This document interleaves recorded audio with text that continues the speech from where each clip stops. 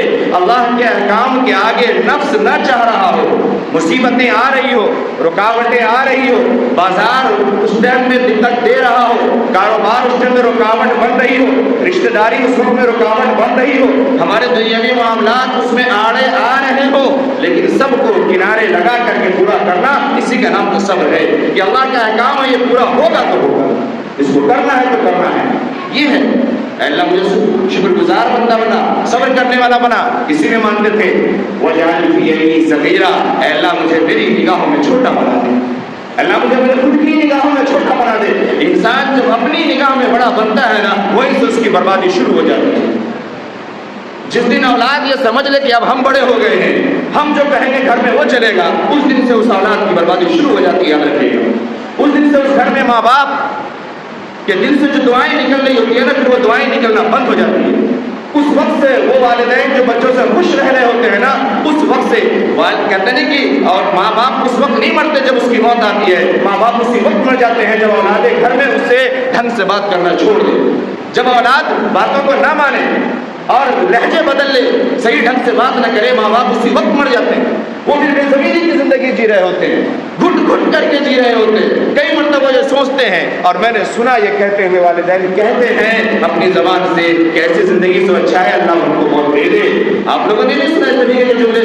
سنیے, کبھی ملیے, اپنے بڑوں سے بھی ملیے اور دوسرے کے بڑوں سے بھی ملیے, کبھی ان کی خیریتیں لیجیے, تب آپ کو اس طریقے کی باتیں سمجھ میں آئے گی اور سننے میں آئے گی. آپ صلی اللہ علیہ وسلم دعا مانگتے تھے وَجْعَلْنِي صَغِيرًا وَفِي أَعْيُنِ النَّاسِ كَبِيرًا, اے اللہ مجھے میری نگاہ میں چھوٹا بنا, میری نگاہ میں چھوٹا بنا, میں سب کا چھوٹا ہوں. میں یتیموں کا بھی خیال رکھنے والا ہوں, بیواؤں کا بھی خیال رکھنے والا ہوں, کمزوروں کا بھی خیال رکھنے والا ہوں, غریبوں کا بھی خیال رکھنے, ایسا بنا مجھے, میں بڑھیا نشی ہو جاؤں. اے اللہ لوگوں کی نگاہ میں مجھے عظیم بنا دے. وَفِي أَعْيُنِ النَّاسِ كَبِيرًا, لوگوں کی نگاہ میں مجھے عظیم بنا دے. یہ آپ صلی اللہ علیہ وسلم کی دعا کو دعا دی. ہم کوشش کریں, جب ہم اپنے آپ کو بڑا بنتے ہیں نا, پھر چیزیں چھوٹی ہو جاتی ہیں. وقت ہو رہا ہے, میں آپ کو دو واقعہ سناتا ہوں, تازہ واقعہ, آپ کو شاید اس سے کچھ سبق ملے. سبق میں نہیں بتاؤں گا, آپ سب سمجھدار ہے, سبق مل جائے گا. یہ واقعہ مجھے, یہ بات چل پڑی تو میں سنا دے رہا ہوں. میں دو واقعہ آپ کو سناتا ہوں. ابھی گزشتہ رمضان کے آس پاس کا ایک واقعہ ہے ہمارے نانیال میں, بلکہ ہمارے ابو کے نانیال میں ایک مولوی صاحب رہتے تھے. لگ بھگ 30-35 سالوں سے تھے. جب تک وہ وہاں تھے اور جب تک وہ حیات سے رہے, تب تک ان کا نام رہا مولوی صاحب. آپ بات کو سمجھتے چلیے گا, اگر سمجھ سکتے ہو تو. پڑکا سے لے کے بڑھوا تک سب نے کہا مولوی صاحب, فلانے مولوی صاحب. ان کا نام تھا راجو احسان, نام تھا احسان مولوی صاحب. وہ بیچارے مولوی ہی صاحب رہے, جوانی میں آئے, لڑکپن میں, ہم لوگوں کی طرح جوانی میں پوری زندگی گزار دی. 30-35 سال ہم سبوں نے دیکھا. اس گاؤں کو انہوں نے سینچا, سوارا. آج کسی حد تک کچھ نہ کچھ لوگ وہاں کلمہ جان رہے ہیں, کچھ نہ کچھ تعلیم کی بیداری اس گاؤں میں آئی. میں اس پر باتیں نہیں کرتا لمبی, آپ کو بس جملہ سنانا اور سمجھیے. جب تک وہ رہے, وہ مولوی صاحب رہے, فلانا مولوی صاحب, فلانا مولوی صاحب. اچانک ایک روز ان کا انتقال ہو گیا. اچانک اسی بستی میں رہتے ہوئے, اسی گاؤں میں رہتے ہوئے, طبیعت تھوڑی سی بس بالکل ٹھیک ٹھاک تھے, نہا دھو کے بیٹھے, طبیعت بگڑی, لوگ لے گئے شکری کے رام شیلا بڑے ہاسپٹل میں, لیکن ڈاکٹر نے کہہ دیا کہ ختم ہو گئے. اب آگے کی بات سمجھیے گا. اب خبر ملی, محلے سے لوگ دوڑے, امام صاحب کا انتقال ہو گیا ہے, مولوی صاحب کا انتقال ہو گیا. اب نام بدل گیا. اب لوگوں نے احساس کیا اور سوچا, اب پورا گاؤں یہ کہہ رہا ہے حضرت کا انتقال ہو گیا, حضرت کا انتقال ہو گیا. بات سمجھ رہے, آپ ریلیٹ نہیں کر پا رہے ہیں میں کیا کہہ رہا ہوں. جب تک وہ زندہ تھے مولوی صاحب بن کے ہی بیچاری کی زندگی چلی گئی. اب انتقال ہو گیا ہے, اب پیار نکل رہا ہے, اب عزت نکل رہی ہے, اب احترام نکل رہا ہے. حضرت کا انتقال ہو گیا ہے, حضرت کا انتقال ہو گیا ہے. بہرحال ان کے جنازے کو اس گاؤں کے لوگ اٹھا کر کے مدھوبنی کا ہی ایک گاؤں پڑتا ہے, وہاں لے گئے. جب وہاں گئے ہیں, 30-35 سال ایک آدمی جس گاؤں کو سینچا ہو, سنوارا ہو, اس کی خبر بتا رہا ہوں میں آپ کو. جو وہاں سے لوگوں نے مجھے ویڈیو بھیجا, دکھایا, چونکہ میرا تو پورا خاندان ہے نا وہ گاؤں. جب یہ لوگ جنازہ لے کے پہنچے ہیں تو وہ امام صاحب جو 30-35 سال سے بستی میں امام تھے, آدھا گھر ان کی مٹی کی دیوار کا ہے, ایک طرف سے دیوار کھڑی اور ایک طرف سے آدھے گھر میں ترپال پڑا ہوا ہے. یہ امام صاحب کا گھر ہے. امام صاحب کو گھر کی زندگی کبھی کسی کے سامنے ہاتھ نہیں پھیلایا, کہ میرے پاس چیزیں نہیں ہیں. مقتدی مولوی صاحب کہتے رہے, مر جانے کے بعد اب حضرت کہہ رہے ہیں, لیکن امام صاحب انتقال کر گئے ہیں, اب لوگ کہے تو کچھ نہیں. اب اگلی بات سمجھیے, اب جب لوگوں نے دیکھا, اب سب دانتوں تلے انگلیاں چبا رہے ہیں, اب افسوس کر رہے ہیں, اور اب دیکھ رہے ہیں کہ اس نے میرے گاؤں کے لیے کیا کیا, اور ہم نے خود کم سے کم اس کے گھر کے لیے بھی کیا کیا ہے, یہ سوچا. اس کے بعد دوسرے دن جب جنازے کے بعد آئے ہیں, 2 دن کے اندر میں 3 لاکھ روپے کا چندہ کیا. بات سمجھ میں آ گیا آپ کو؟ 2 دن کے اندر میں اسی بستی میں 3 لاکھ روپے کا چندہ ہوا, اور لے جا کر کے پھر انہوں نے پوری کیا, مشورہ کیا, کیا کرے کیسے کرے. لمبی کہانی میں نے سنا تھا.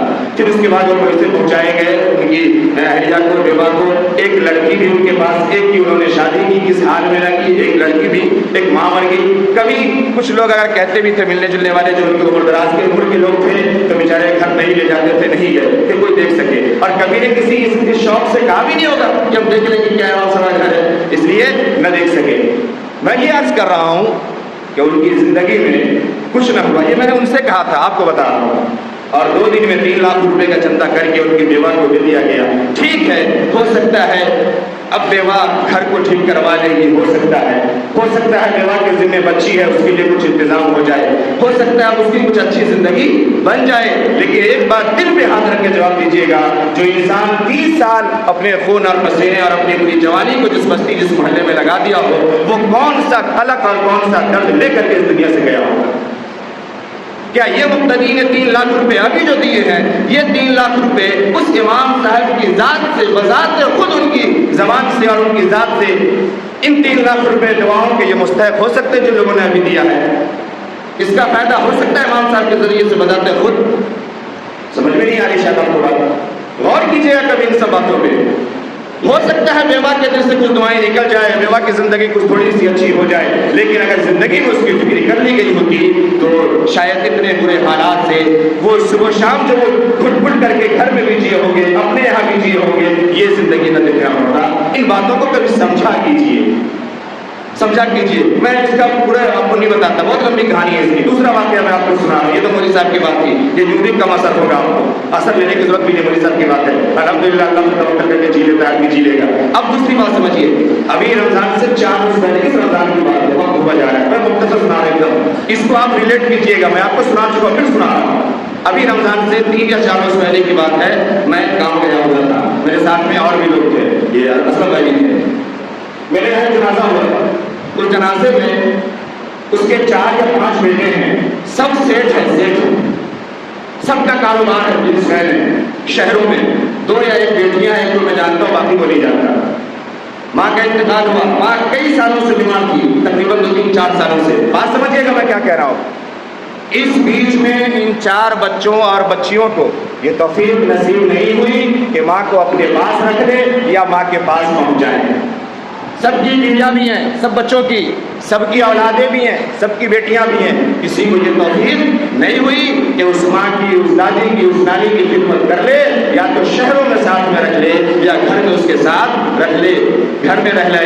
یہ نہ ہو سکا کسی سے. بات سمجھے گا, ہر گھر کی کہانی یہی ہے جو میں سنا رہا ہوں آپ کو. اب انتقال ہو گیا ہے, بڑا والا فریزر منگایا دوسرے گاؤں سے, ہر گاؤں میں تو ہے نہیں, معلوم ہے نا آپ کو. بڑا والا فریزر منگایا, سائیکل کے اندر اب ڈال دیا گیا اس کے اندر. 36 گھنٹے کے بعد اب اس کا جنازہ ہوا. کیوں؟ وہ فلانا 4 چکا سے آ رہا ہے, 4 چکا اس کے پاس ہے, وہ والا بیٹا ہوائی جہاز سے آ رہا ہے, وہ والا بیٹا پٹنہ ہو کر کے آ رہا ہے, اور بیٹی فلانا ٹرین بک کر کے آ رہی ہے. سب آ جائے گی, اس کے بعد جنازہ ہوگا. 7 گھنٹے میں ہم لوگ کہتے کہ بھائی رات کے انتقال ہوا ہے تو ابھی زہر کے بعد جنازہ ہوگا, جنازے کی نماز میں شامل, معلوم کل زہر کے بعد ہونے والا ہے. بات سمجھ میں آ رہی ہے آپ کو؟ یہ محبت ہے ہماری اپنے لوگوں کے ساتھ. مر جائے فریزر میں ڈال دو, گارنا بھی نہیں.